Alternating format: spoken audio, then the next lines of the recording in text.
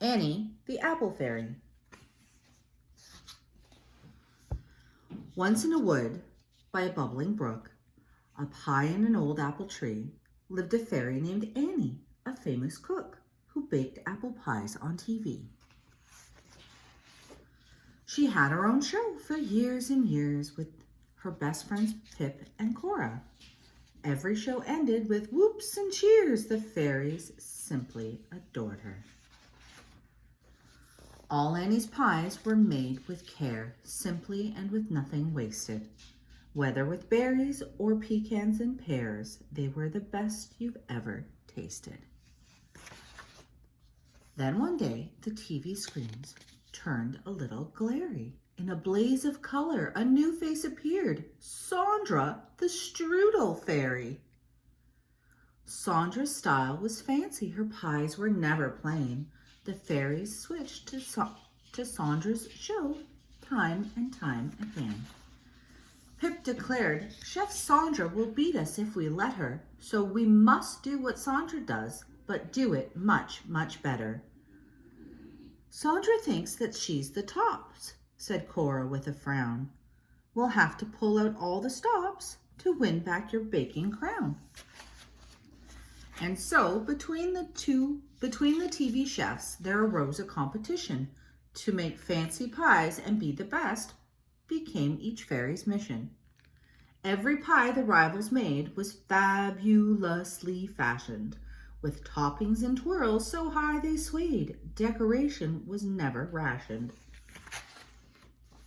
Inside Annie's and Sandra's homes, the sound you always heard was the clatter and clunk of gadgets, which became ever more absurd.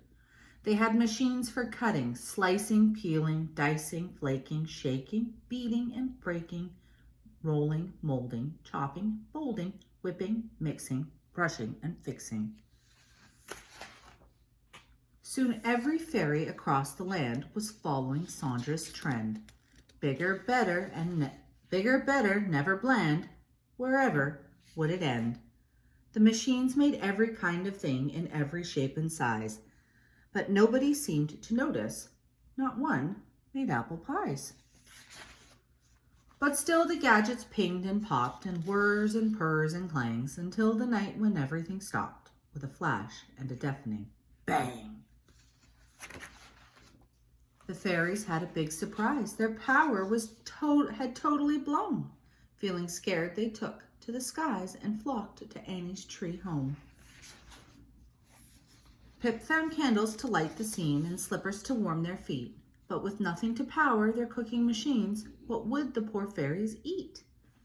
Cora peered inside the pantry, and Annie joined her in despair. As far as either one could see, there was next to nothing there.